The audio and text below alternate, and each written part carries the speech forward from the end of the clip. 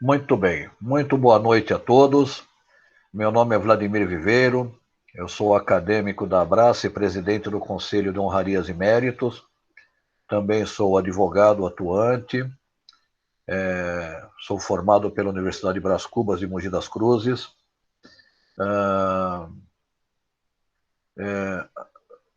Da turma de 1987, já faz um tempinho, né? Quando a doutora Eliana estava lá chegando em Barueri, eu estava me formando na faculdade. Sou professor universitário da Universidade 9 de Julho, na Uninove, já há 26 anos. Tive a oportunidade de ser procurador jurídico municipal de Santana de Parnaíba, então frequentei bastante o Fórum de Barueri. Né?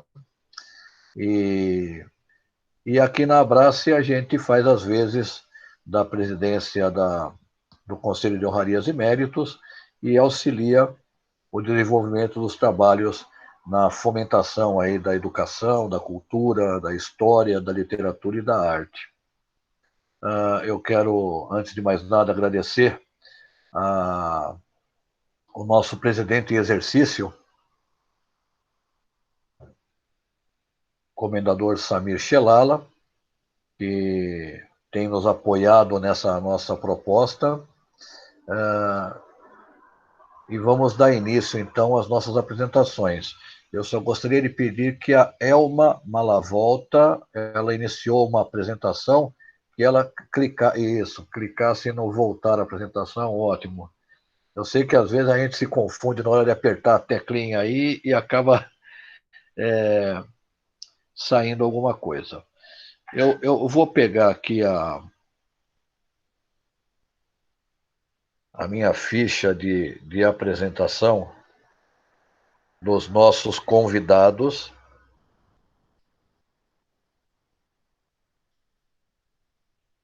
para poder fazer a apresentação de cada um deles, tá? Inicialmente, nós estamos aqui presentes com o doutor desembargador José Carlos Gonçalves Xavier de Aquino, decano do Tribunal de Justiça do Estado de São Paulo. Dr. Xavier de Aquino nasceu em 1951 na capital paulista, formou-se pela Faculdade de Direito da Universidade Mackenzie, mackenzista, né? Ingressou no Ministério Público de São Paulo como promotor substituto da 51ª Circunscrição Judiciária, com sede em São Caetano do Sul, no ano de 1975. Também trabalhou como promotor das comarcas de Suzano, Palmeira do Oeste, Santa Isabel e da capital. Foi promovido em 1985 ao cargo de Procurador de Justiça, atuou como assessor da Secretaria da Administração e da Segurança Pública, ambas do Estado de São Paulo. Também foi conselheiro estadual de Política Criminal e Penitenciária, assumiu o cargo de juiz do Tribunal de Alçada Criminal em 1993, pelo critério do 5º Constitucional. Em 1999, foi promovido a desembargador do Tribunal de Justiça de São Paulo. Hoje é o decano deste tribunal. Doutor Xavier de Aquino, seja muito bem-vindo. Na primeira rodada, depois eu abro o microfone para o senhor fazer as suas considerações iniciais.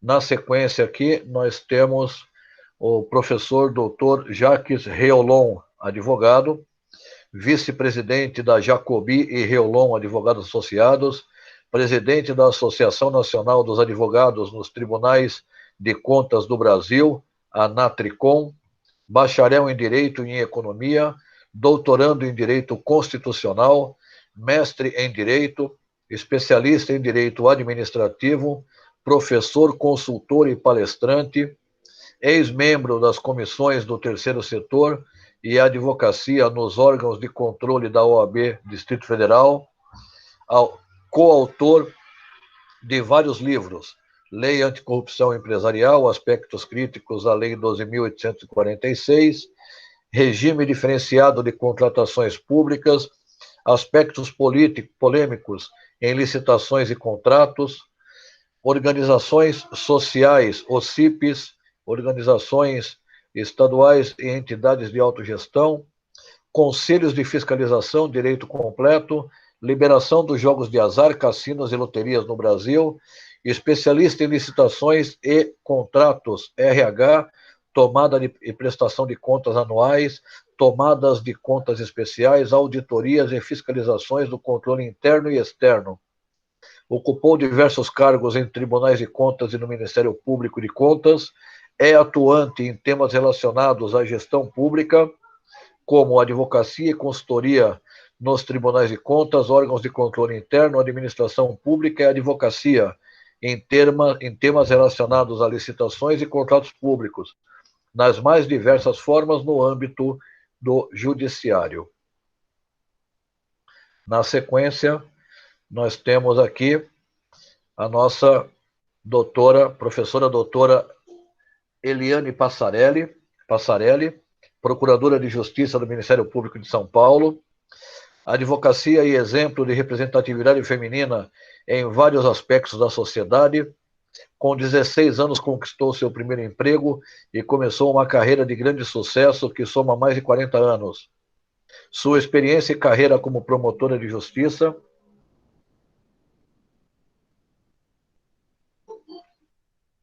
é marcada por importantíssimos trabalhos de prestação de serviços à sociedade, atuando em casos de grande repercussão nacional. Por 25 anos, dividiu seus conhecimentos com alunos da PUC São Paulo, onde lecionou. Atualmente é coordenadora da Universidade Brasil, Polo Caieiras, e professora da Escola Superior do Ministério Público de São Paulo. Na TV, a promotora tem uma participação efetiva, constantemente é convidada a participar de programas televisivos para abordar temas de grande importância, como violência doméstica e outros crimes que chocam a sociedade. Em participação no programa Super Pop da Rede TV, Sônia Abrão elogiou a promotora, então promotora na época. Ela é uma grande brasileira, ela é uma grande mulher. A gente aprendeu a admirar a Procuradora de Justiça do Estado de São Paulo, Eliane Passarelli, trabalhando com ela, disse a apresentadora de A Tarde é Sua. A experiência e participação efetiva de Eliane Passarelli nestes debates são de extrema importância, além de mostrar que a mulher está conquistando seu lugar de direito na sociedade, mesmo que a passos lentos. Traz também uma segurança maior para outras mulheres que podem ver na procuradora o exemplo de que lugar da mulher é onde ela quiser estar. E, por final, temos aqui o nosso desembargador Arnoldo Camanho de Assis, desembargador do Tribunal de Justiça do Distrito Federal e dos Territórios. Dr. Camanho é graduado em Direito pela Universidade de Brasília, onde cursou o mestrado em Direito e Estado. Pós-graduado em Direito do Consumidor pela Universidade de Coimbra, Portugal. Extensão universitária em Direito Internacional Público e Privado na Academia de Direito Internacional de Haia, na Holanda. Professor de Direito Processual Civil na Escola de Magistratura do Distrito Federal, no Instituto Brasiliense de Direito Público, IDP, e na Faculdade ATAMI. Membro do Instituto Brasileiro de Direito Processual, da Academia Brasileira de Direito Processual Civil e do Instituto Brasileiro de Direito da Família, IBDFAM. Membro fundador e ex-presidente da Associação Brasiliense de Direito Processual Civil, ABPC, acadêmico titular da Academia Brasileira de Ciências, Artes, História e Literatura, ABRACE, ocupante da cadeira número 12 do Colegiado Acadêmico de Ciências Jurídicas. E, para finalizar, um breve currículo deste que vos fala, Vladimir Viveiro, mediador, advogado e professor universitário, formou-se em Direito na Universidade de Brás Cubas, UBC de Mogi das Cruzes, em 1987, é atuante como advogado desde 1990, sócio nominal dos escritórios jurídicos Viveiro e Viveiro Advogados em São Paulo e Pereira, Vaccaro e Viveiro Advogados no Rio de Janeiro. Professor universitário da Universidade 9 de Julho, Uninove, em São Paulo, desde 1995, tendo lecionado diversas disciplinas de direito, para os cursos de Administração, Ciências Contábeis e Direito. Foi procurador jurídico do município de Santana de Parnaíba de 96 a 2009, tendo atuado como parecerista nas áreas administrativa e tributária, no atendimento à população carente, em especial às vítimas de violência doméstica, e como instrutor no curso de formação de guardas municipais daquele município. Professor convidado da Escola Superior de Gestão e Contas Públicas, conselheiro Eurípides Salles, do Tribunal de Contas do município de São Paulo. Autor dos livros Orçamento Público e Cidadania e do livro infantil Cauê o Duende, que concorreu a um dos prêmios da literatura infantil em 2010. Feitas as apresentações, eu vou então agora abrir a palavra para os nossos apresentantes, para que façam suas considerações iniciais desse momento que, para nós da Abrace, é um momento histórico e que, com certeza, entrará para o registro nos nossos anais da academia. Eu quero aqui deixar registrado que nós estamos com 18 pessoas presentes em sala e, obviamente, aos poucos as pessoas vão chegando um pouco mais. E quero pedir para que todos aqueles que estejam presentes, que não se esqueçam de entrar no chat desta mesa redonda, colocar lá seu nome completo e seu endereço eletrônico, seu e-mail, porque a Academia Abrace, ela vai providenciar um certificado de participação de todos que assistiram a essa mesa redonda e também vai diplomar com um diploma de mérito a todos os apresentantes. Então, inicialmente, vamos apenas por uma questão de cavalheirismo, eu vou abrir a palavra para a doutora Eliana Passarelli.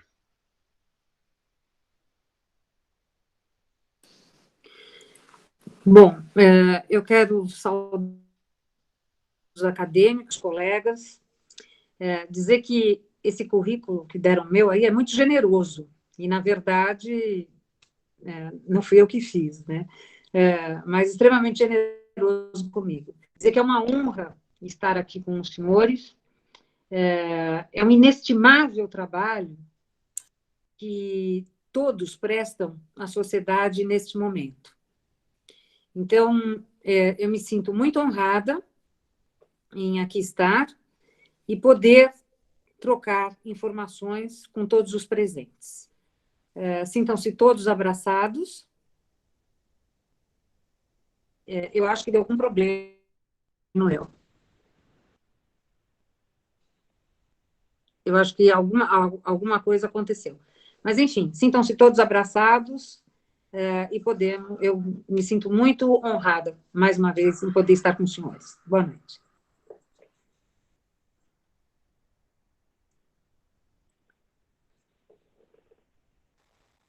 Deu um pequeno probleminha, uma pequena cortada no som, mas já voltou. Já voltou. Mas deu para ouvir bem, doutora Eliana. Obrigada. Deu para ouvir bem. Bom, na sequência, eu vou abrir a palavra, então, para o doutor Xavier de Aquino, nosso decano do TJ de São Paulo.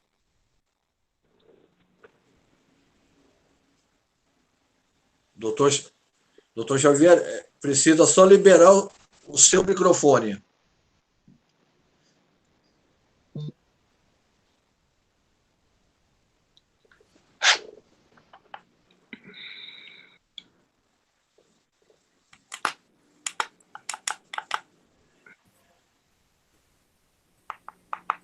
Boa noite a todos. É com muita satisfação que participo dessa mesa redonda e vejo mais como um bate-papo, porque somos todos amigos, colegas, e não vejo como dar aula. Não é esse o intuito dessa minha estada nessa reunião. E passo a palavra ao doutor Vladimir. Muito obrigado, doutor Xavier de Aquino. Eu estou recebendo um pouquinho eco. Deixa eu só... melhorou. E na sequência, então, nós vamos passar a palavra para o nosso desembargador, doutor Camanha.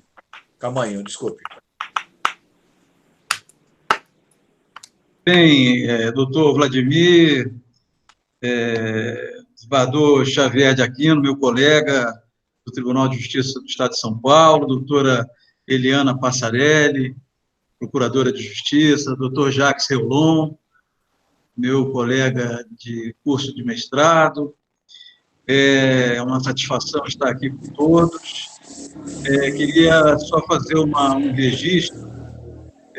Eu tinha falado no início da proximidade que eu tinha em relação ao doutor Jacques Reolon, e eu já disse a origem dessa proximidade, mas eu quero dizer em relação ao desembargador Aquino e à doutora Eliana Passarelli, eu tenho um carinho do desembargador Aquino.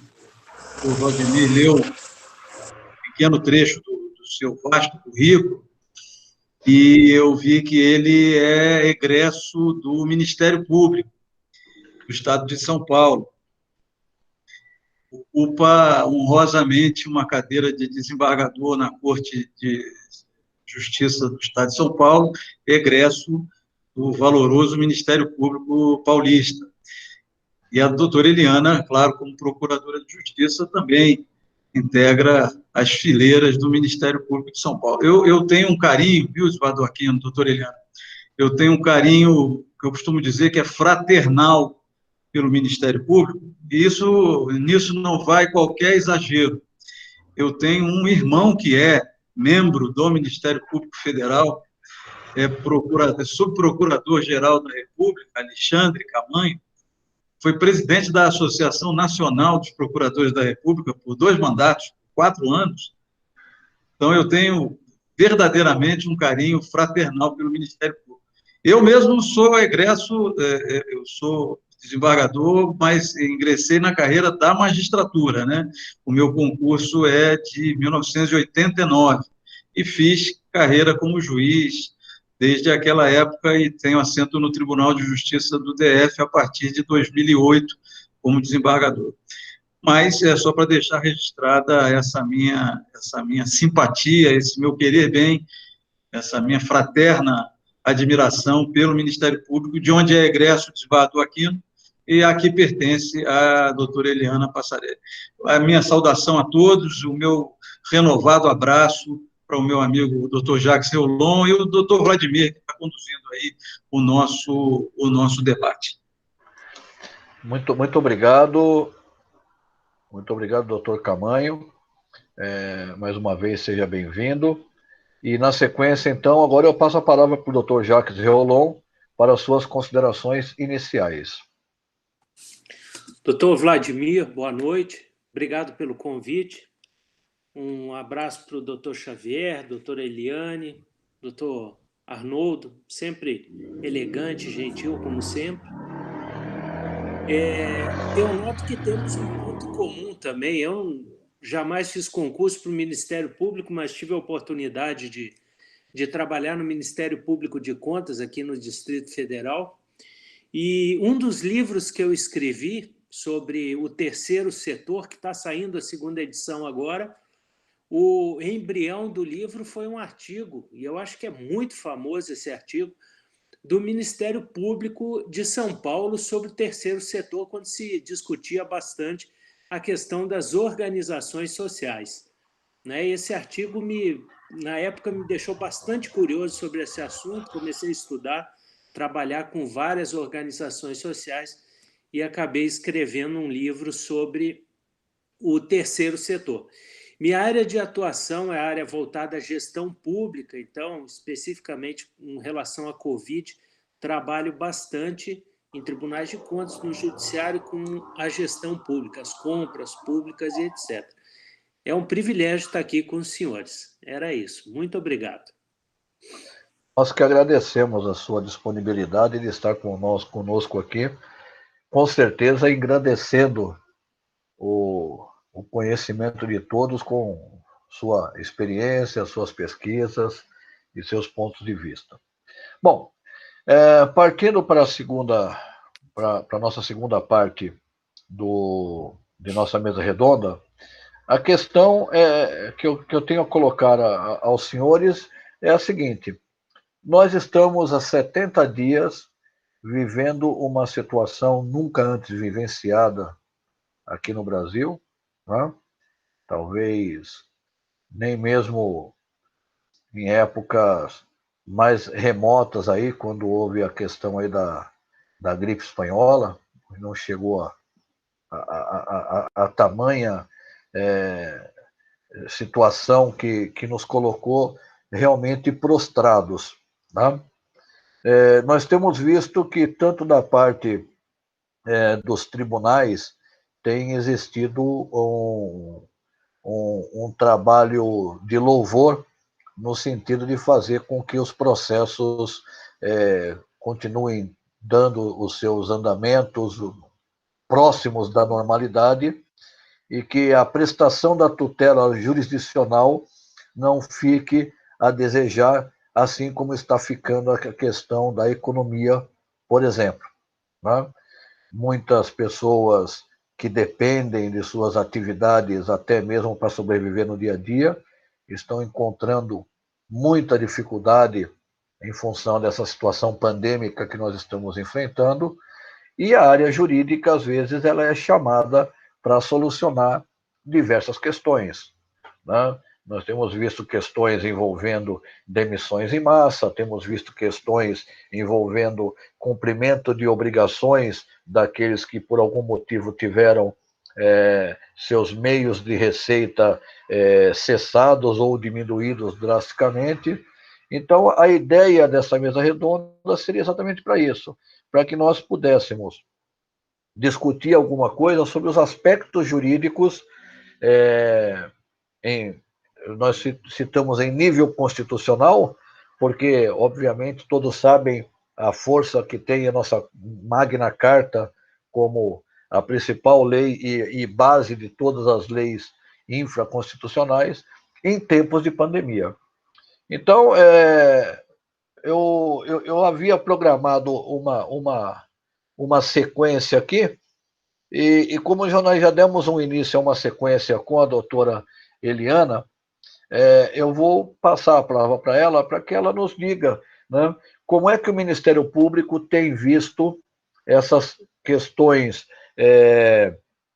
de limitações, às vezes exacerbadas, das liberdades individuais, diante desse quadro pandêmico, né, e o que é que o Ministério Público possa estar fazendo no sentido de contribuir para que essa situação se torne menos grave como tem sido até o momento.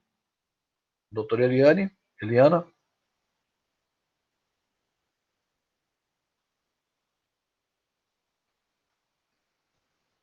O microfone está fechado ainda.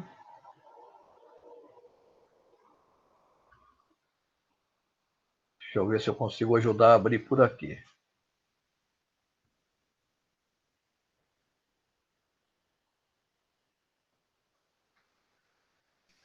Agora abriu. Bom, existem algumas ações que o Ministério Público está bem à frente e tomando algumas providências que eu acho fundamentais. A primeira delas é em relação à saúde pública.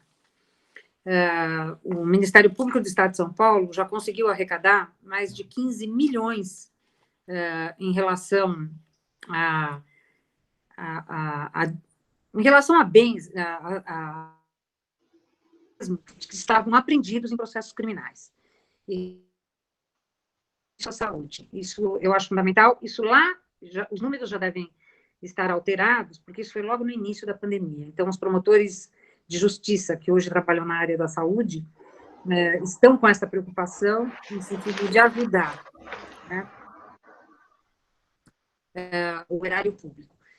De outro lado, os promotores também estão muito atentos em relação a esses abusos, porque são verdadeiros abusos, né, como bem o senhor colocou, no direito de ir e vir.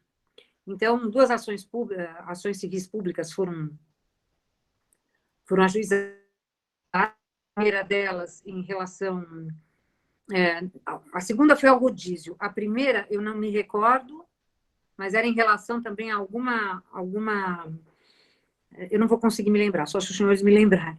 Em relação por outro lado, eu acho que da minha parte, né, vendo como procuradora de justiça, há uma verdadeira corrida para que os nossos estabelecimentos quebrem, realmente. Eu acho que muitas falências advirão de tudo isso, exatamente pela impossibilidade de se trabalhar. Quando nós poderíamos, eu vejo, constitucionalmente, ir e vir, sim, né, com responsabilidade e onerando, digamos assim, os patrões, né, para que os seus funcionários tivessem condições de trabalhar. Por outro lado, vejo com muita preocupação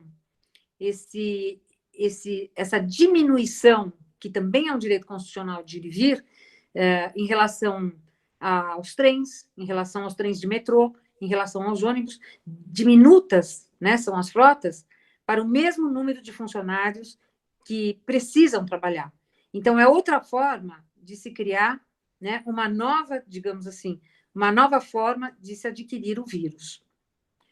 Eu vejo isso com muita preocupação. O Ministério Público está à frente, sim, de todas as formas, né, tentando aí todos os dias em pequenos municípios, grandes municípios, na própria capital, tentando fazer o seu papel. Mas, convenhamos, todos os dias nós temos uma novidade de natureza administrativa. Então, está difícil, sim. Que ótimo, doutora Eliana. Deu para ter exatamente uma boa noção de como o Ministério Público está enfrentando essa situação pandêmica. E, com certeza, São Paulo tem sido bastante profícuo em mexer com as questões de ordem legal e constitucional, né? Maravilha. Mas muito bem, daqui a pouquinho voltamos com a doutora. Eu queria ouvir agora da parte de um advogado, né, doutor Jacques, quais são os principais desafios que a advocacia vem encontrando nesse momento de quarentena, de pandemia, de isolamento social e, obviamente, de alguns excessos que estamos vendo serem cometidos aí e amplamente noticiados no dia a dia. Doutor Jacques?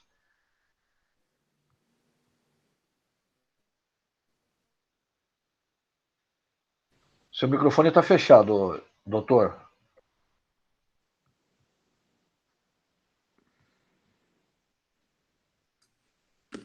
Agora abriu. Opa.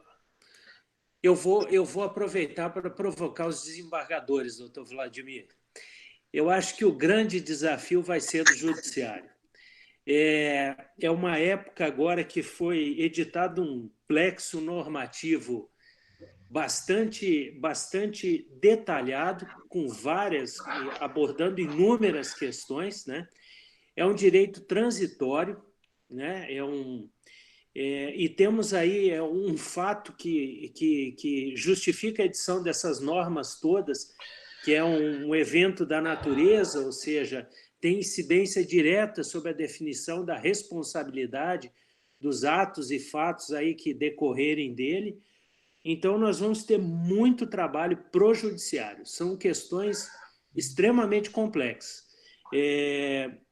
Para citar o exemplo, a decisão do Supremo, agora do ministro Barroso, né, sobre a medida provisória 966, que flexibiliza a responsabilidade do agente público, ela foi até um pouco alvo de críticas, mas eu acho que o ministro Barroso ele apenas fez uma leitura da medida provisória conforme a Constituição. Então, só rememorando aqui rapidamente, a medida provisória, ela considera como elemento para a definição da responsabilidade do agente público o erro crasso, o erro grosseiro. E o ministro estabeleceu na sua decisão que erro grosseiro é aquele erro que desconsidera orientações técnicas, por exemplo, vinculadas à saúde. É uma leitura que eu acho que seria natural ao judiciário quando se enfrentasse o tema e etc. Então, em termos, por exemplo, de compras públicas, né? As compras públicas vão ser, por muito tempo, objeto de discussão no Judiciário. O Ministério Público, né, doutora Eliana, vai se debruçar muito sobre isso, né? Principalmente a questão da formação dos preços, que muitos dos insumos da saúde, vários são importados de países distintos, então tem uma lógica de formação de preço distinta do mercado nacional. Isso vai ser objeto de muito trabalho também. Eu penso que a questão, por exemplo, da administração pública, em termos de funcionamento da administração pública, eu diria que o judiciário, não é porque eu estou à frente de 2 desembargadores, foi das instituições do Estado brasileiro que melhor respondeu com mais eficiência. Nós nunca tivemos tanta produção de decisão judicial em curto espaço de tempo agora. E aí, às vezes, num tom de brincadeira com um ou outro juiz amigo, até pergunto, será que são os advogados nas suas sustentações orais que tomam o tempo de vocês? Mas, realmente, essa situação nos mostrou aí como o Estado responde às situações, e diria que o judiciário brasileiro respondeu assim de uma forma muito eficiente, né? Os tribunais de contas, que são objeto diário do nosso trabalho, também responderam com razoável eficiência, não estão no ritmo do judiciário, e são órgãos de fiscalização de ponta, deveriam atuar melhor, né? E eu acho que não atuaram nesse momento como deveriam.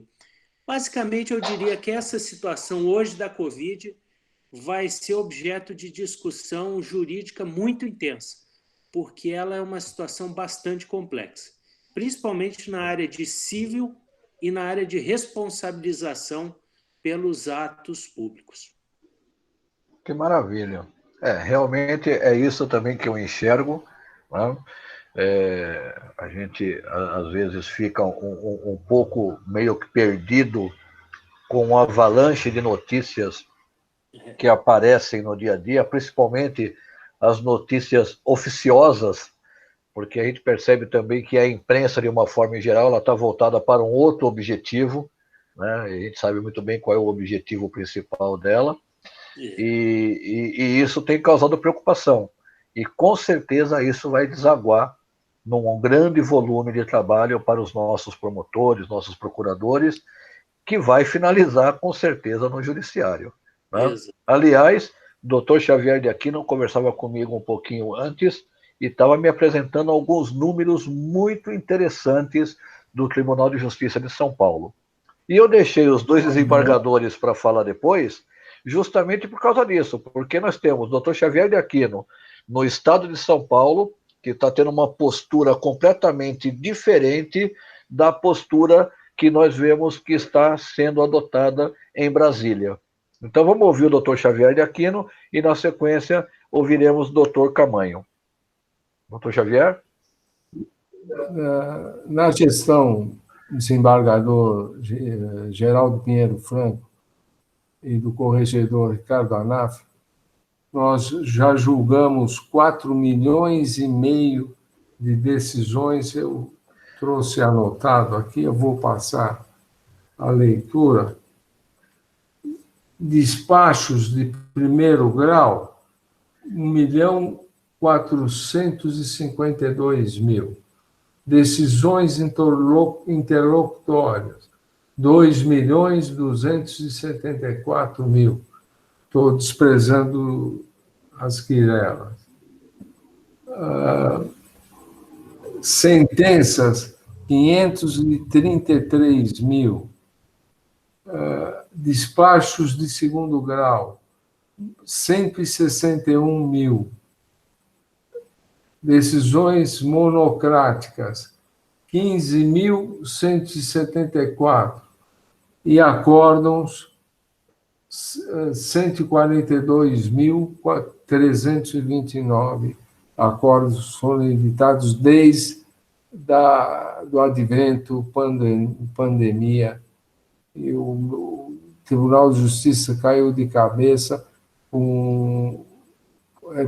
Hoje, sessões são todas elas informatizadas, tudo em plataformas, ou na que estamos usando aqui, ou no BINS. A sustentação orais também é teleconferência. O órgão especial também faz teleconferência. Não há nenhum motivo para crítica a respeito do Judiciário de São Paulo, caiu de cabeça no sentido de melhora da prestação jurisdicional. Muito obrigado, doutor Xavier de Aquino. São números realmente impressionantes, né, para esse período de 70 dias. Isso demonstra que nossos magistrados, juízes, desembargadores têm trabalhado aí com bastante afinco, né? E de repente, eu endosso a pergunta que o doutor Jacques tinha colocado, né? Será que são os advogados que atrapalham o andamento dos processos? Né? Não, com certeza não. O que eu tenho percebido, doutor Jacques, é que, na verdade, hoje nós estamos, com o advento da tecnologia, nós estamos ganhando muito em questão de tempo. Né? Por exemplo, quando eu saio daqui para ir para o meu escritório no centro do Rio de Janeiro, eu gasto 2 horas da minha casa até o centro e gasto mais 2 para voltar. Então, são 4 horas de trânsito que a gente acaba não produzindo muita coisa. Né? E nesse momento de pandemia, trabalhando em home office, né, a gente consegue produzir com muita mais celeridade e sem perda de tempo do que nos momentos de normalidade. Né? Temos percebido também que determinados deslocamentos para encontros e reuniões hoje são facilmente substituídos pelo sistema como nós estamos usando hoje. Né? Então, eu tenho feito uma coisa que eu nunca havia feito antes, eu tenho feito teleconferências com os meus clientes, praticamente todo dia eu faço 2, 3 teleconferências, assim como eu converso também com os meus associados, tanto de São Paulo quanto aqui do Rio de Janeiro, por teleconferência, para dar exatamente essa amplitude, porque uma coisa é falar no telefone, outra coisa é conversar e, de uma certa forma, mesmo que a distância, está aqui olhando o olho no olho de cada um dos interlocutores. Né? E isso, com certeza, faz com que a coisa se torne mais célere. Mas vamos ver o que acontece lá em Brasília. Né? Vamos ver o nosso desembargador Camanho, né? O que ele pode nos apresentar em termos da situação, se está próximo aí de São Paulo, se tem enfrentado outro tipo de dificuldade. Doutor Camanho, a palavra é sua. Obrigado, doutor Vladimir. Na sequência das informações que foram passadas tanto pela doutora Eliana, como pelo doutor Jacques Reulon, como pelo desembargador Xavier de Aquino, bom, o Tribunal de Justiça do Distrito Federal é um tribunal bem menor, não é, que o Tribunal de Justiça de São Paulo. Eu não sei o número exato, o desembargador Aquino certamente vai me corrigir, mas eu acredito que só de desembargadores, o TJ São Paulo deve ter uns 360, alguma coisa em torno disso. O desembargador Aquino, por favor, me puxe a orelha se eu tiver falado um número muito longe da realidade. Nós aqui no Distrito Federal somos só 48 desembargadores. Então, é um tribunal muito menor. Né? Eu não tenho ideia do número de magistrados de primeiro grau que tem no Tribunal de Justiça do Estado de São Paulo. Deve passar certamente de 1.000 magistrados. Isso eu estou chutando, não sei mesmo. Mas aqui nós não chegamos a 400, 300 e pouquinho. Então, é um tribunal bem menor em comparação com o Tribunal de Justiça do Estado de São Paulo, que é o maior tribunal do Brasil, um tribunal superlativo, né, um tribunal à altura do Estado de que ele faz parte, né, um tribunal reconhecido pela quantidade das suas decisões e, sobretudo, pela qualidade dos seus juízes e das suas decisões também. Mas aqui, no DF, nós também temos tido muita felicidade nessa época de teletrabalho, em termos de poder mostrar para a sociedade números muito positivos em termos de processo, né?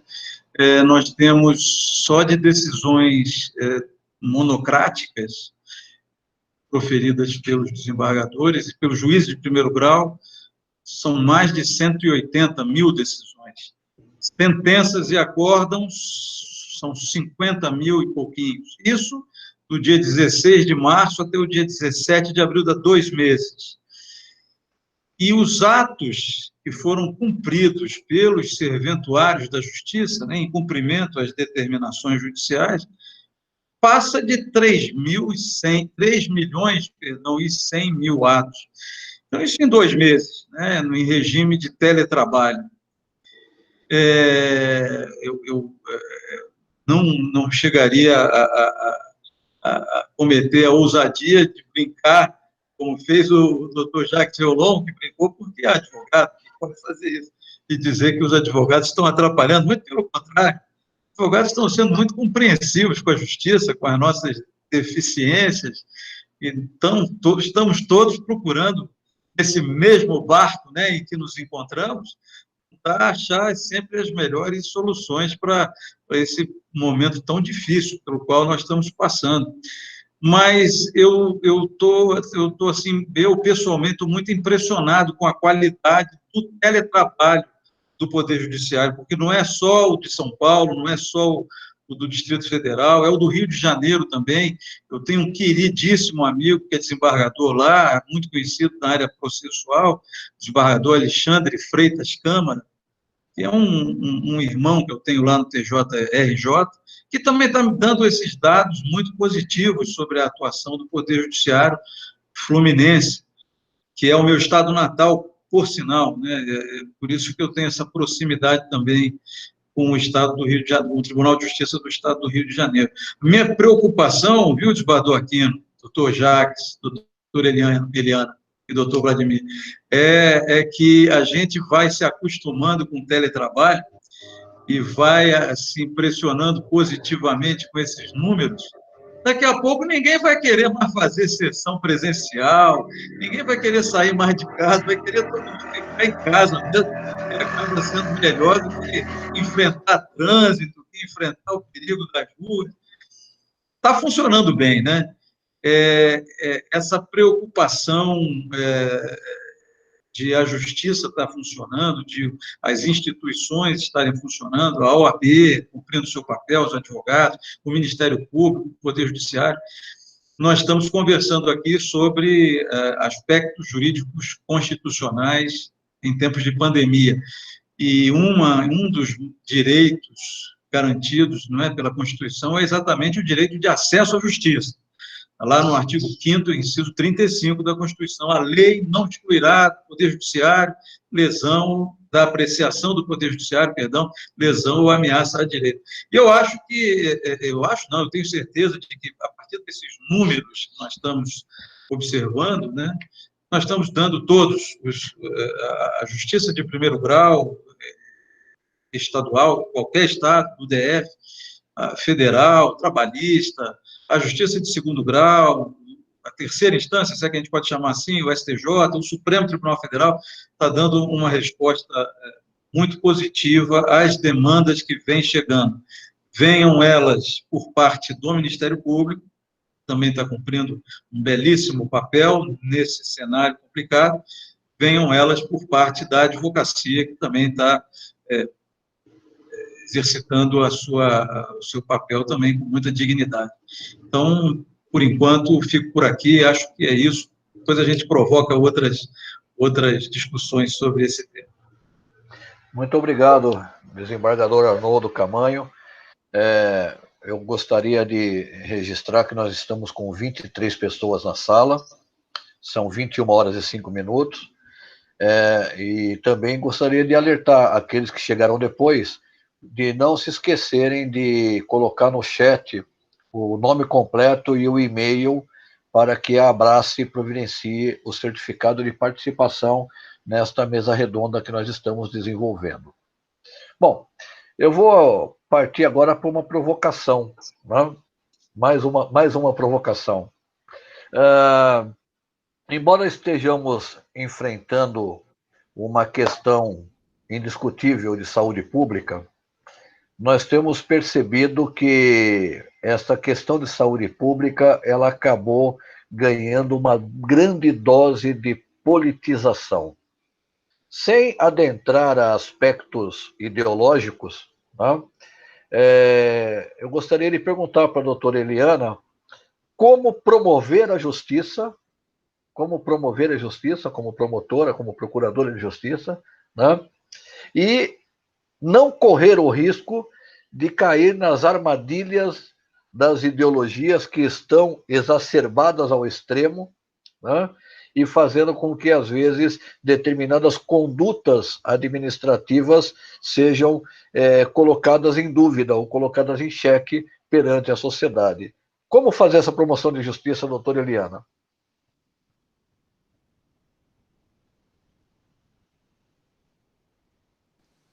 Ok. Eu só consigo, acho que, microfonar quando eu estou ao contrário.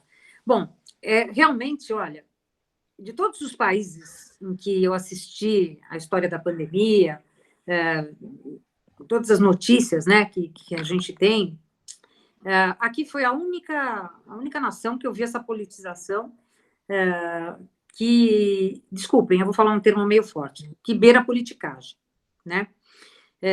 Nós estamos vendo uma ascensão, digamos assim, de brigas políticas por cargos futuros, pleitos futuros, né? Possibilidade de se ter o impeachment, e realmente fica muito difícil. Eu acho que os ministérios públicos, federal, estadual, militar, tem que ficar muito atento, militar federal, tem que ficar muito atento, todos devem ficar muito atentos a essa realidade, né? Realmente, doutor Viveiro, o senhor falou uma coisa muito certa. Nós não podemos entrar nessa briga de política. E nós aqui, infelizmente, desobedecemos, temos a ordem pública, fica tudo à mercê do bom senso de quem ouve, né? Os meios de comunicação colocando as coisas, às vezes, de maneira que estraçalha, digamos assim, o direito como um todo, outras emissoras que não dão a menor, né, de importância em relação a esse momento que nós estamos vendo, que é absolutamente anormal na vida de todos.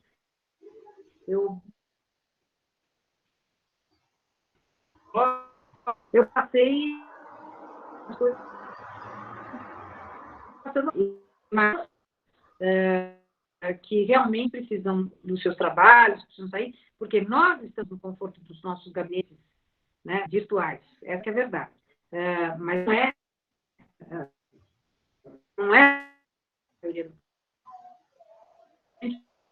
Doutora Eliane, a senhora está tendo uma dificuldade. Eu estou muito preocupada com isso, e eu acho que essa briga política foi. Eu estou tendo. Doutora Eliane, o seu som está cortando bastante.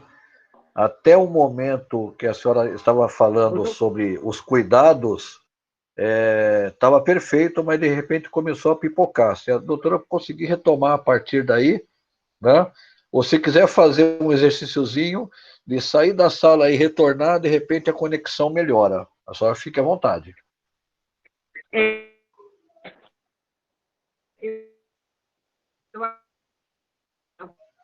Estou para outra. Realmente está cortando muito mesmo o som da doutora Eliana. Então, eu vou pedir para a doutora Eliana tentar uma reconexão e voltar na sequência, porque o que a doutora estava falando é de suma importância. Eu vou só fechar, então, o microfone da doutora Eliana, porque realmente ela está tendo dificuldades e a gente não está conseguindo sequer ouvir as expressões que ela tem apresentado. Mas, na sequência, a gente retoma, ela está tentando a reconexão. Mas vamos lá, doutor Jacques, o senhor como advogado, atuante, né? Obviamente, o advogado não tem bandeira, o advogado não tem partido, o advogado ele é apenas aquele que fala pelo cliente, advocare, né? Fala pelo cliente, tem por obrigação de dar a orientação do melhor direito, mas quando o cliente insiste, ele ou abre mão do seu patrocínio ou ele fala aquilo que o cliente realmente quer dizer. Qual é a postura que o senhor enxerga hoje com esse aspecto desta politização exacerbada desta questão de saúde pública, que realmente é uma questão de extrema importância para todos nós? Bom, o que eu tenho notado, doutor Vladimir, é que a politização maior ela fica para os executivos. Eu tenho notado que isso nos poderes executivos da União como dos estados realmente é algo evidente. Agora, eu diria que no âmbito, por exemplo, dos tribunais de contas do Brasil, área que eu atuo bem, tribunais de contas do Brasil, o poder judiciário, ele pode ter uma ou outra questão até que possa ser alvo de uma crítica ou outra, mas se nós formos analisar, a sociedade brasileira, nós temos uma quantidade maior de advogados, o poder judiciário é mais eficiente, as pessoas têm mais meio de acesso ao judiciário, felizmente as questões de ordem política elas podem ser mais discutidas. Então, eu diria que hoje essa politização eu não vejo tanta no judiciário, né? Como, por exemplo, eu vejo na minha ordem dos advogados. Então, eu vejo que hoje a instituição OAB ela é mais politizada e talvez aí ela seja também politizada por uma decisão talvez até um pouco equivocada do Supremo, que não coloca a OAB sob controle, por exemplo, no uso dos recursos, das anuidades, sob controle, por exemplo, do Tribunal de Contas da União, prestação de contas, etc. Então, eu acho que a questão, dando um exemplo prático aqui, a questão a decisão do ministro Alexandre de Moraes, que foi extremamente criticada na mídia como uma invasão da independência das instâncias, etc., eu acho que aquela questão ali, por peculiaridades ou outras, se analisado ao pé da letra, por exemplo, os elementos de formação do ato administrativo e até por um juízo de prudência do magistrado, eu não vi aquele estardalhaço todo naquela decisão. Desculpe a expressão. E aí, falando agora, me imiscuindo um pouquinho na área processual, que é de domínio do mestre Arnoldo, hoje o judiciário, por exemplo, funciona com compliance, uma espécie de compliance, que é o artigo 489 do CPC, ou seja, os magistrados aí, e eu acho que até leva a uma estandartização em excesso do judiciário, vinculado a precedentes, né? Vinculados à motivação da sentença, né? Então, quer dizer, que sempre foi, mas agora de uma forma mais rigorosa. Então, vejo que essa politização hoje ela é mais no executivo. No judiciário eu vejo poucos exemplos, nos tribunais de contas também, que eu trabalho muito, não vejo isso de uma forma muito evidente, não. E apenas aproveitando a sua fala, doutor Jacques, e como o senhor aí é um grande atuante na área dos tribunais de contas, né? O senhor já tinha adiantado um pouco antes, espera-se muito trabalho futuro com relação a esses abusos das aquisições sem licitação, ou isso vai se fazer de conta que correu tudo bem e vai ficar para lá? Eu acho, doutor Vladimir, que vai haver muito trabalho, por um detalhe. Eu acho que, extrapolando uma discussão doutrinária que existe, que é a questão do que prevalece, é o interesse público ou o interesse individual, e o interesse individual à saúde, né, que o Estado tem que prover a saúde, nós saímos um pouco desse campo e analisamos o magistrado, né, como um cidadão comum, um ser humano. É muito difícil uma decisão que você possa colocar em risco a saúde, não só de uma, mas de várias pessoas, nesse momento, para obstar, por exemplo, uma contratação de um equipamento de proteção individual para médicos, enfermeiros ou etc.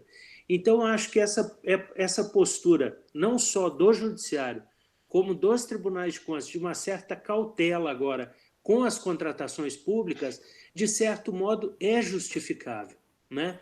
Porque entre o risco à saúde como direito fundamental da Constituição e algo que tem um conteúdo moral relevante, né?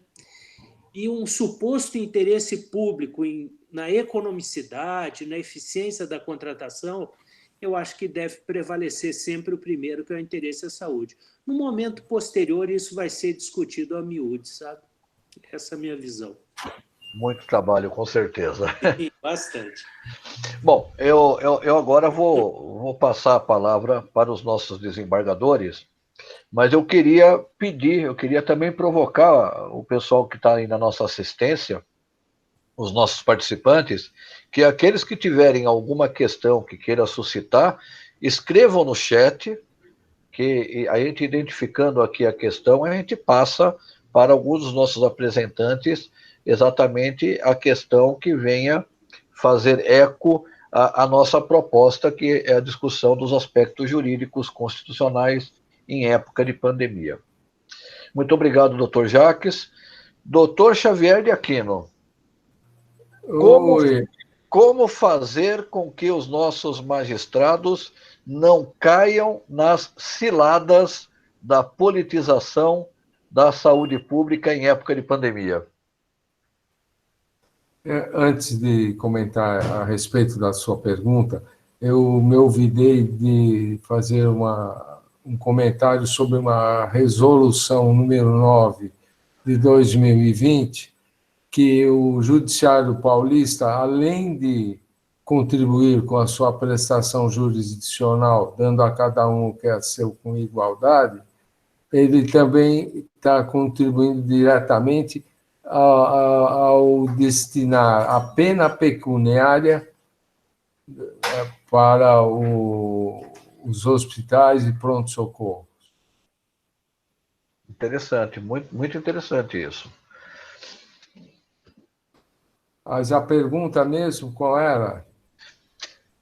Qual a orientação que o Tribunal de Justiça de São Paulo tem dado a seus magistrados no sentido de não caírem nas armadilhas dessas politizações das questões de saúde pública?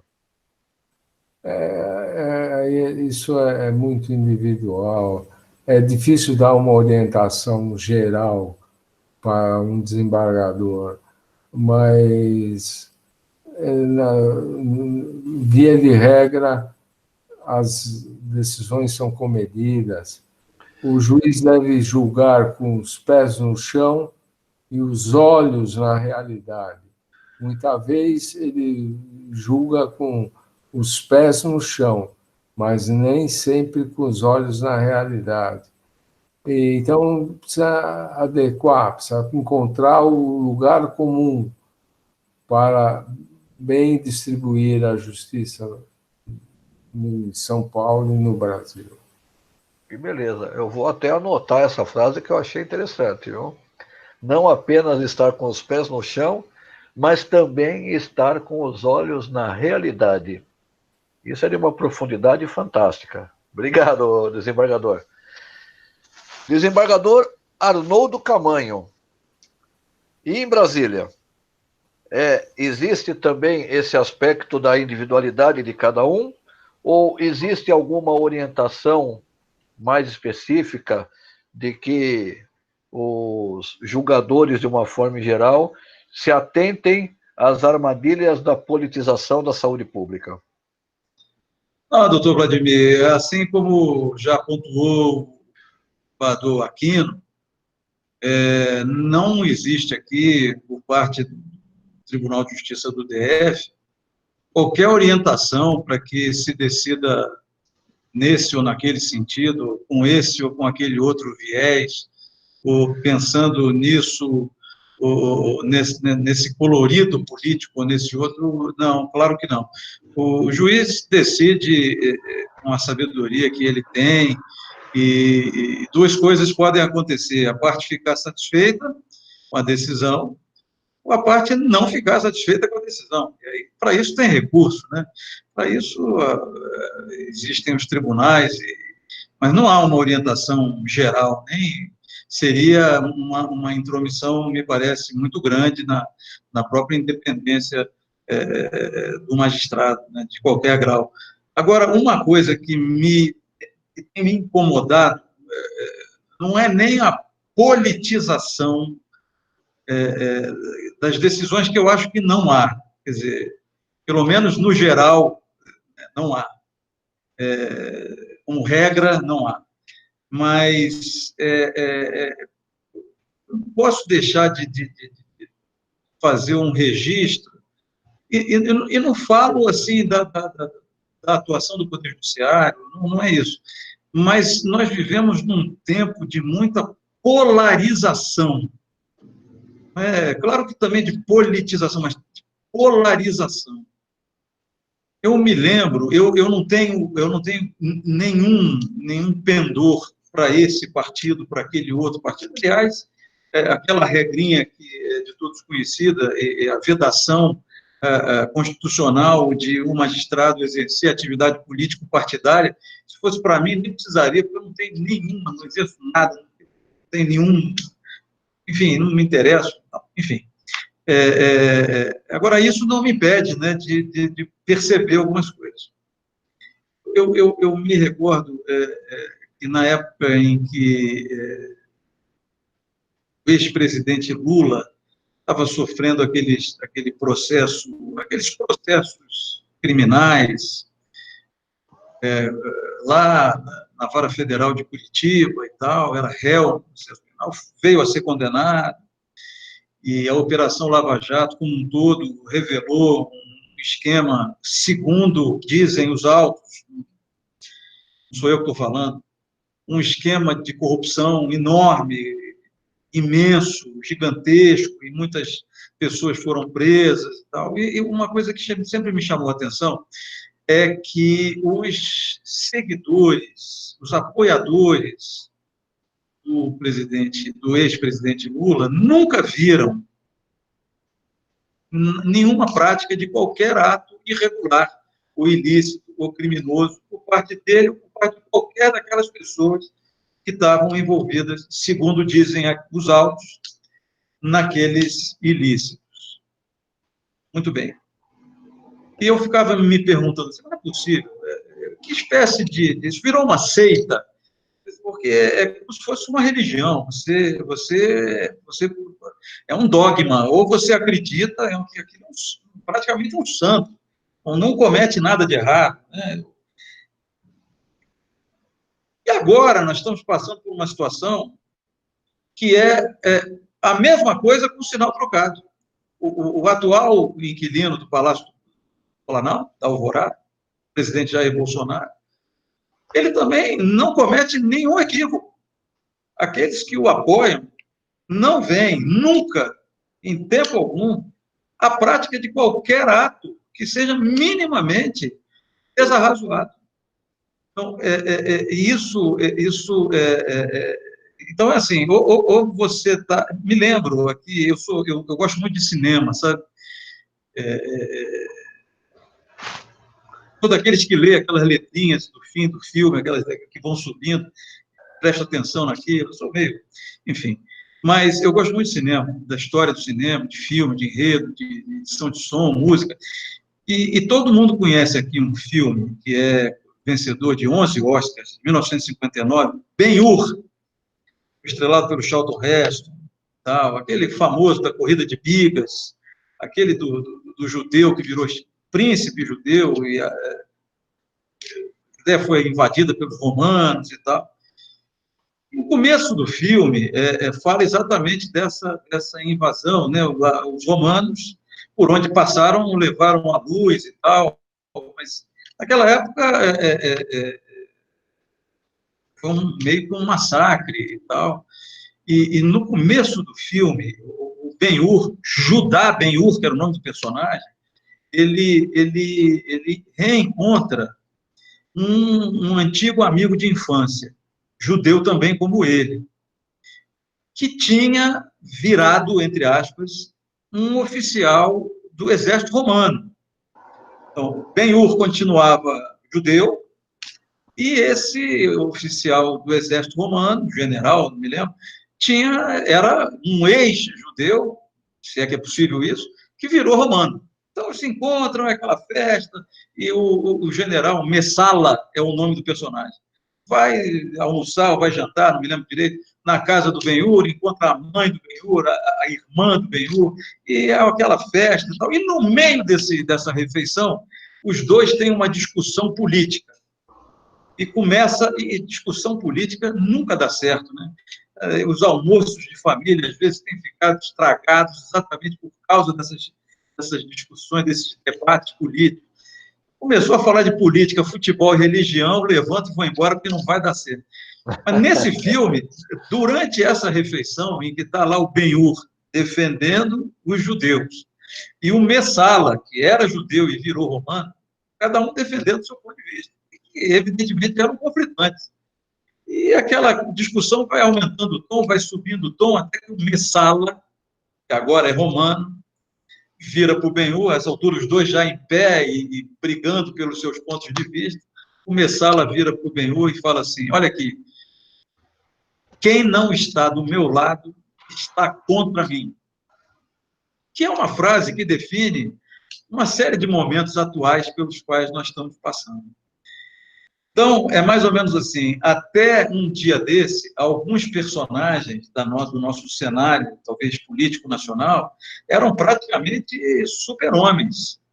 De uma hora para outra, viraram traidores da pátria. Isso aconteceu com A, vai acontecer com B, com C, com D, com E, e vai ficando assim, né? Essa polarização é que me incomoda. Não é a politização das decisões, é a polarização pela qual nós estamos passando. Isso é que é uma coisa que me preocupa enquanto sociedade, porque eu acho que isso vai fazer com que algumas amizades boas se acabem, né? Alguns relacionamentos familiares fiquem estremecidos, porque o Salvador Aquino sabe disso com mais propriedade até do que eu, porque é mais antigo do que eu, no convívio do colegiado.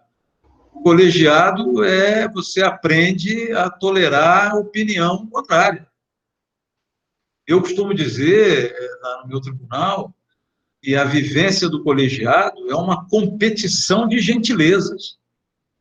Ganha quem for mais gentil. Não vem gritar comigo, não, porque entre a força do argumento e o argumento da força, eu prefiro a força do argumento.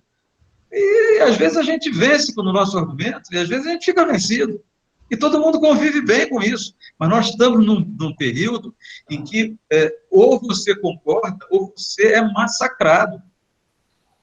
Hoje mesmo, na página da Globo.com, tem vários sites de notícias, mas agora à noite saiu uma notícia de que os jornalistas da Globo resolveram não mais fazer cobertura daquela parada que o presidente Jair Bolsonaro faz quando sai do Palácio da Alvorada para falar com aquele grupo de apoiadores, com jornalistas e tal. Os jornalistas da Globo vêm sendo hostilizados, da Globo, da Folha de São Paulo e de outros veículos de comunicação, vêm sendo hostilizados pelo só fato de pertencerem a veículos de comunicação e expressam uma opinião que não agrada àqueles seguidores e ao próprio presidente. Então, é assim, ou você está do meu lado, ou você está contra mim. Essa é a teoria do Messala, do Ben-Hur, né? Isso é uma coisa que preocupa, essa polarização, esse radicalismo. Então, se o doutor Vladimir me permite, se os demais ilustres integrantes dessa mesa redonda também me permitem, eu gostaria de terminar essa minha participação nesse momento, dizendo, em tom de brincadeira, eu costumo dizer que eu sou radicalmente contra radicalismo. E eu acho que é assim que a gente brinca para tentar superar algumas coisas, sabe, doutor Vladimir? Então, não é a politização que me preocupa, é a polarização. E vamos em frente. Que maravilha, que maravilha. Eu costumo brincar com os meus alunos e eu digo que a afirmação de que toda regra tem exceção, isso não é uma verdade, mas é uma grande falácia. Porque se toda regra tem exceção, nós vamos ter isso como uma regra. E quando nos depararmos com isso, nós vamos perceber que a exceção dessa regra é ter regra sem exceção. O que acaba exatamente demonstrando a falsidade da afirmação, né? É verdade. Então, gostei muito do ponto de vista do doutor, né? E é interessante que eu uso isso também muito em sala de aula com os meus alunos, porque eu sempre estou fazendo essas ligações, às vezes do direito, das regras jurídicas, com questões que já foram pontuadas em grandes filmes.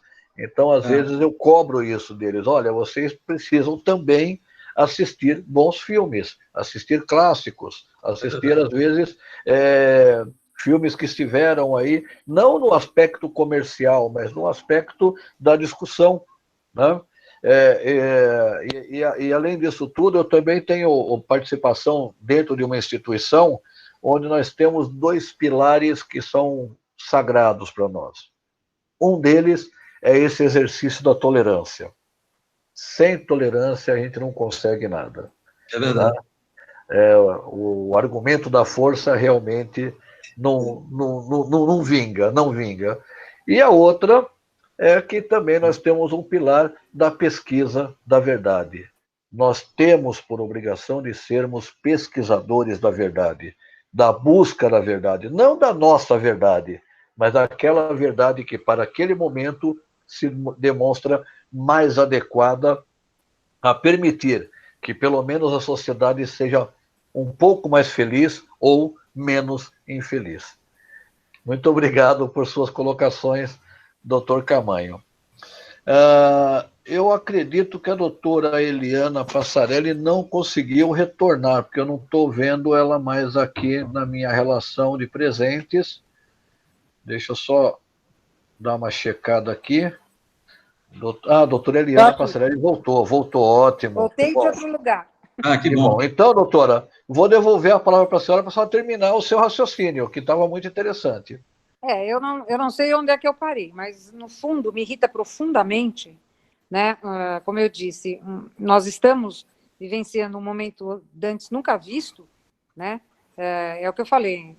E, de repente, o desembargador falou uma coisa profunda, né? E o senhor também, a tolerância. Nós temos que tolerar, mas tolerar até que ponto? Né? Tolerar até em que momento a sociedade tem que se manifestar. Então, nessa situação,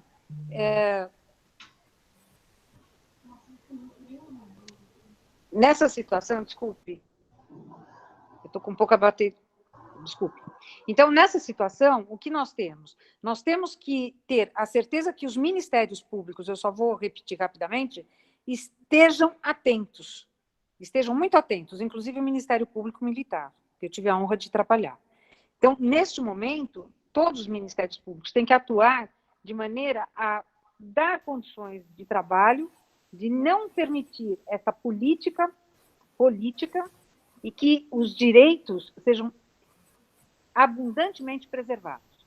Nós não podemos tolerar qualquer tipo, né, de interferência política num momento tão sério que a sociedade precisa tanto de acalanto, né, precisa de realmente uma coisa que funcione nesse país.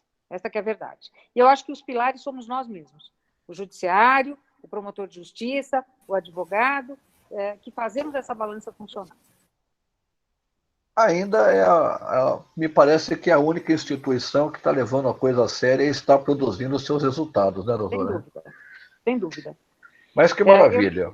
Eu não tenho a menor dúvida disso. Eu acho que nós todos que estamos, de alguma forma, tratando da justiça, estamos fazendo com muito talento, muita galhardia, né? Vendo os números dados aí pelo TJ do DF, vendo os números do TJ de São Paulo, eu só fico triste de não ver os meus colegas, né, de não poder estar com todo mundo dentro das sustentações orais e poder conversar com todos. Realmente é uma pena, mas para isso tem a tecnologia, né? Nós da academia, por exemplo, sábado agora fizemos um chá da tarde num sarau literário. 5 poetas por 2 horas fizeram um trabalho maravilhoso de demonstração de seus trabalhos, de suas sensibilidades, e que tornou o sábado de muita gente um pouco mais ameno, né? Um pouco mais tranquilo. Mas é isso mesmo. Doutora, muito obrigado por ter concluído as suas observações. Eu agradeço. Eu tenho percebido que os nossos assistentes, o pessoal que está participando aqui, está meio envergonhado, constrangido, ninguém quis fazer nenhum tipo de pergunta, né? Embora estejamos aqui com 2 desembargadores, uma procuradora de justiça, um advogado renomado de Brasília, né? São pessoas que, como ficou demonstrado aqui, de extrema sensibilidade, né? Ninguém precisa ficar constrangido e fazer qualquer questionamento, tá? Vamos só ver se alguém aqui se aventura em perguntar alguma coisa. Eu vou deixar aberto aqui o chat para ver se alguém dá esse início, porque depois que o primeiro também pergunta, aí vem uma avalanche de questões, né?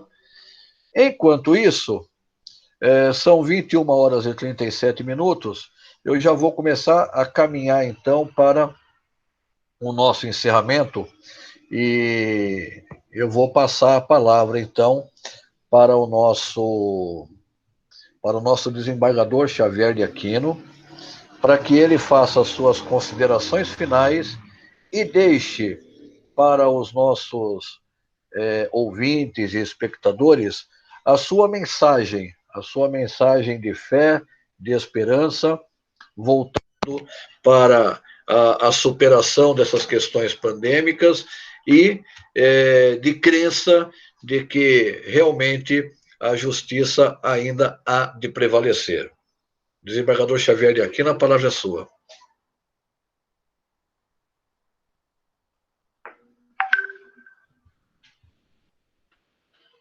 Nossa. Desembargador Xavier. Eu acho que ele está com o microfone fechado.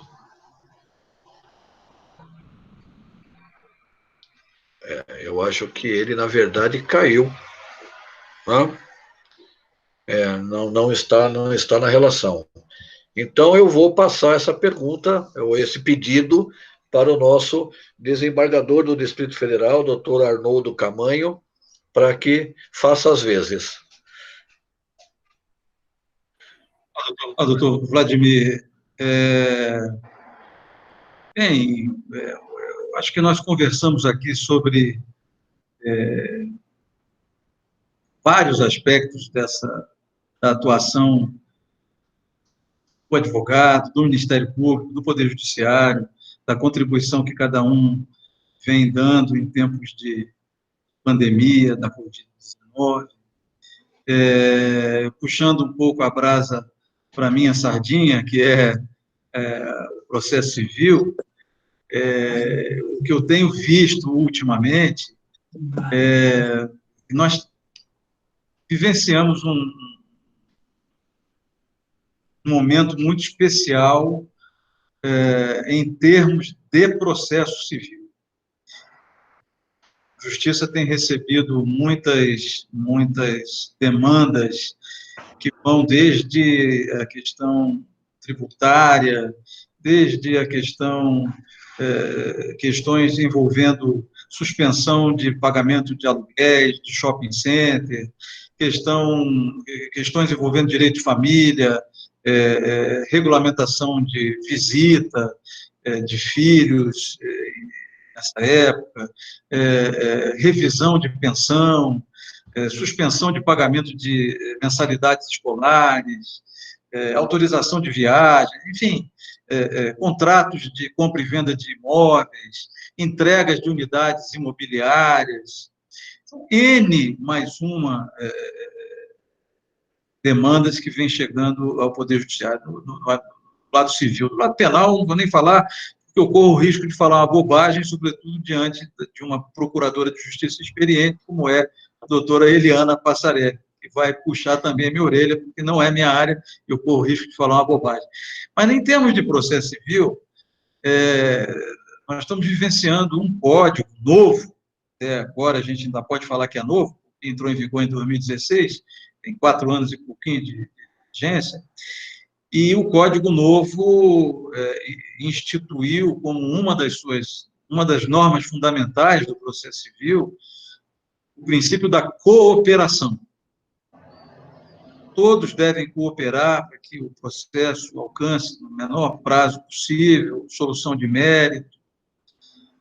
E é claro que cooperação tem um professor de processo civil do Espírito Santo, Marcelo Pacheco, que publicou um artigo muito interessante chamado O Processo Civil do Arco-Íris.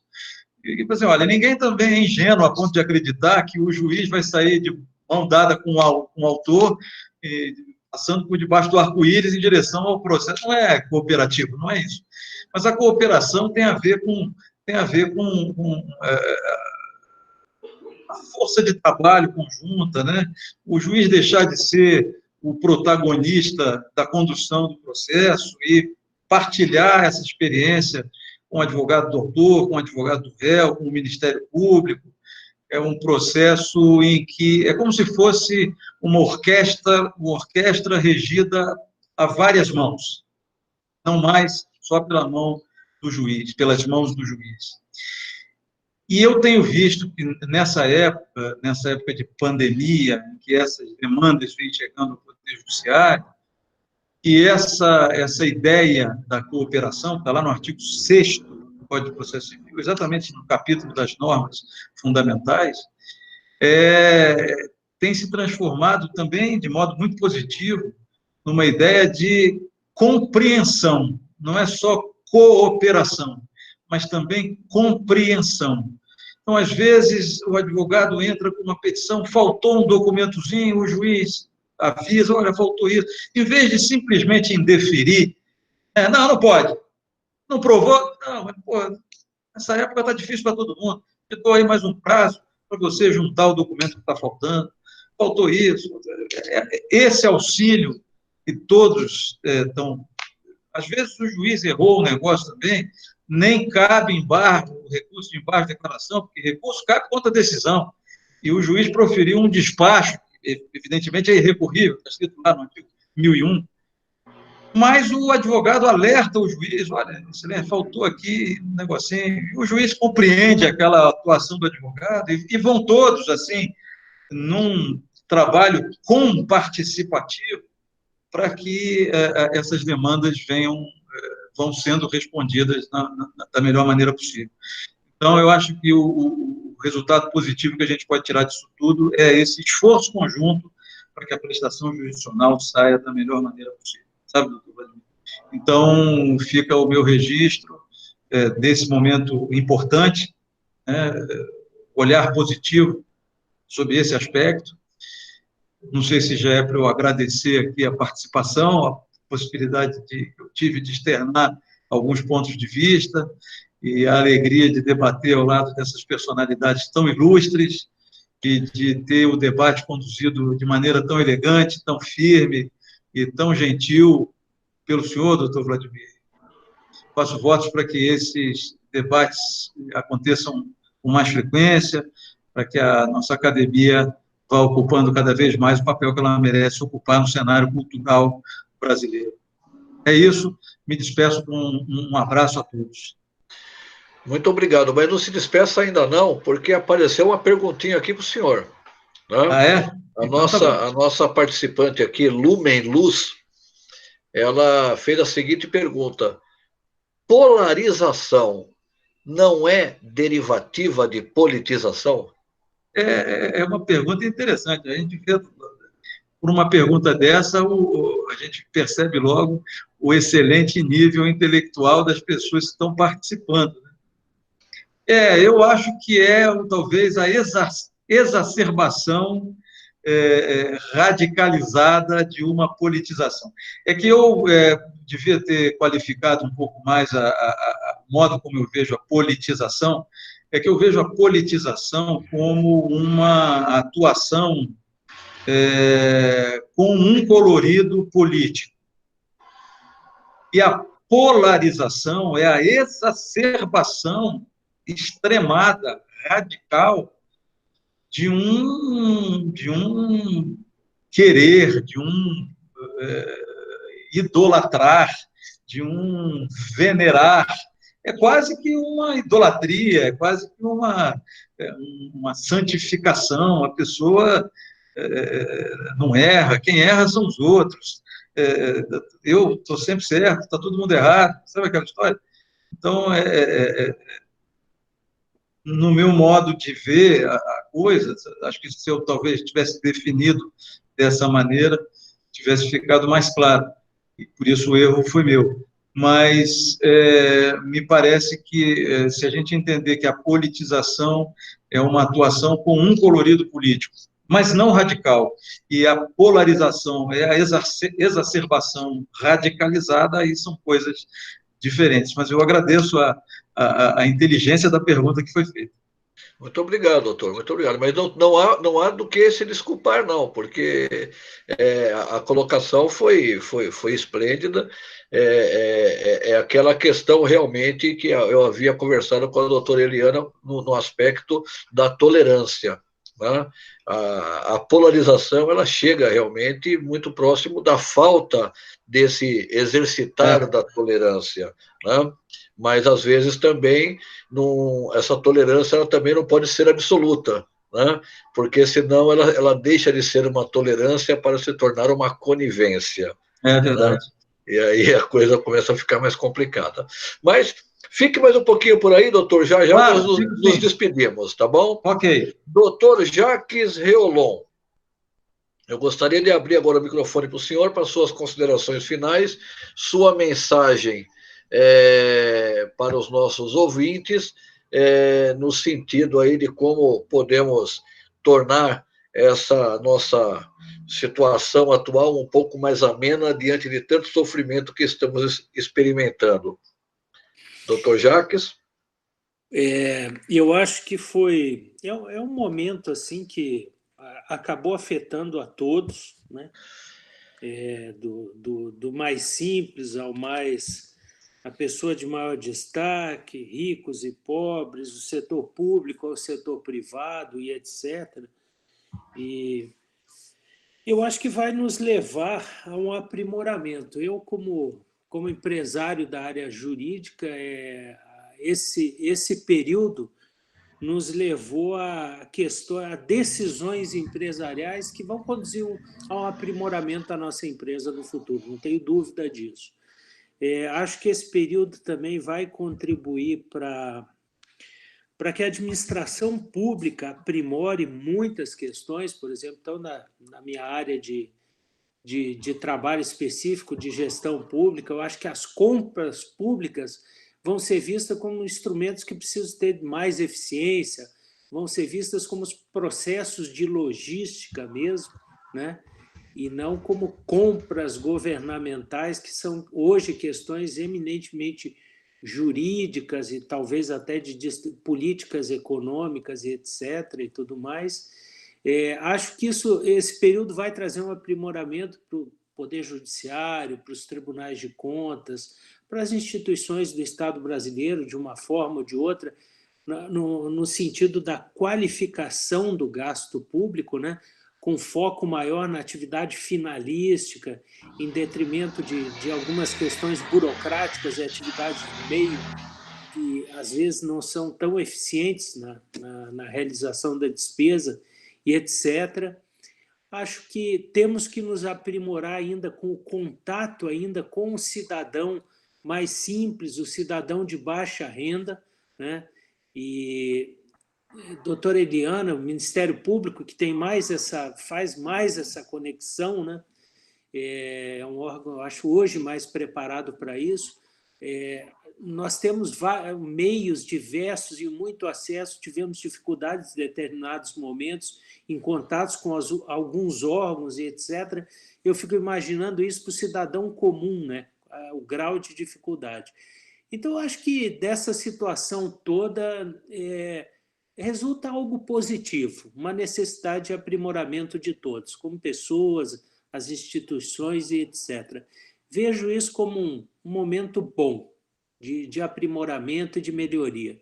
E, seguindo o doutor Camanho, realmente a academia está de parabéns pelos debates que tem promovido. Eu acho que nessas horas que eu estou finalizando as minhas aulas de doutorado, estou sentindo muita falta de bater um papo com meus colegas, dar um abraço num professor ou no outro. Isso é uma coisa que me faz falta diariamente. Então, quer dizer, esse convívio é algo assim inato a nós e realmente foi muito bacana estar aqui nesses momentos com todos os senhores.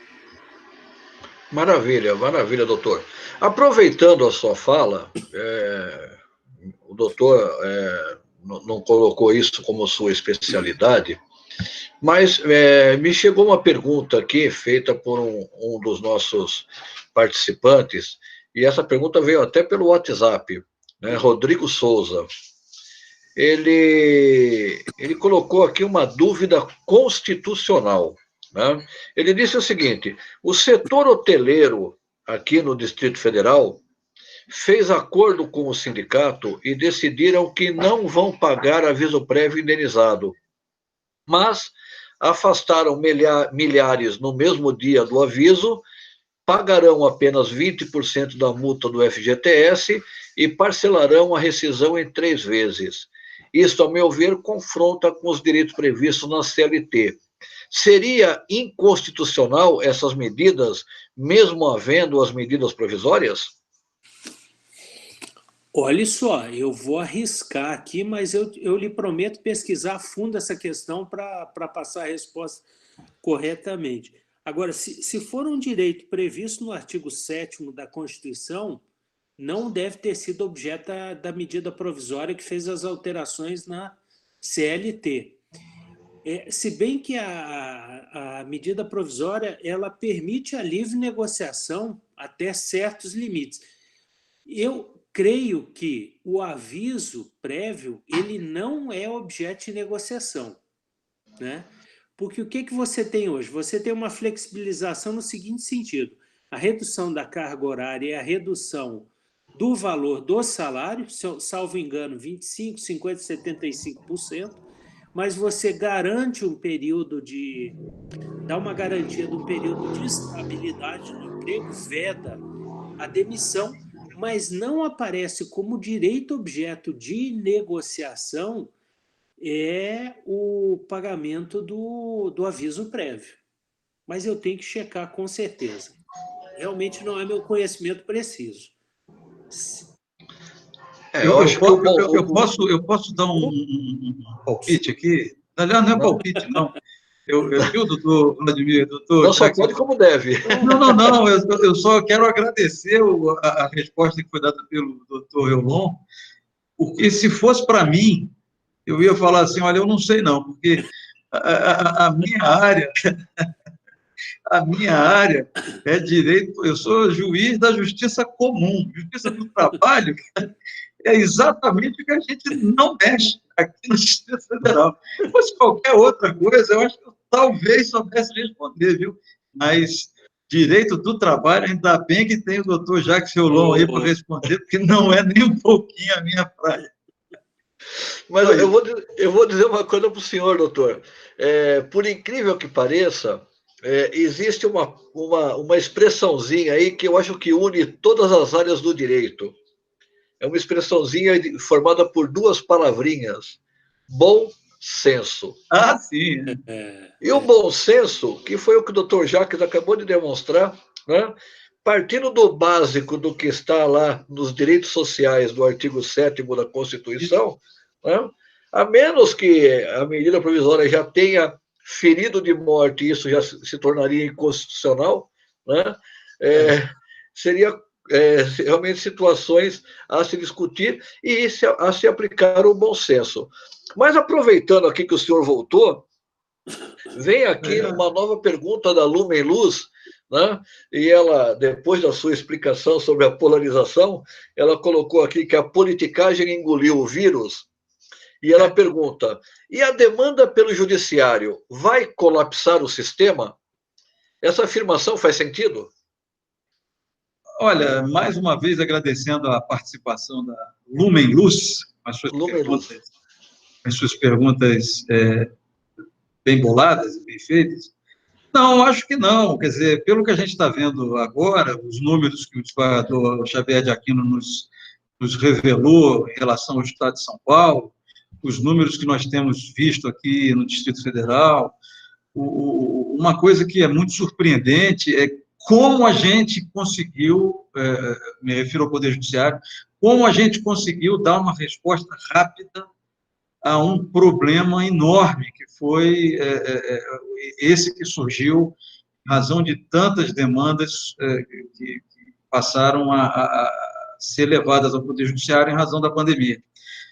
Quer dizer, o CNJ agiu rápido, as resoluções do CNJ, suspendendo prazo, renovando a suspensão de prazo, de processo físico, de processo eletrônico, autorizando sessão virtual, sessão telepresencial, audiência por videoconferência, os tribunais aumentando a capacidade dos seus servidores para o processo judicial eletrônico.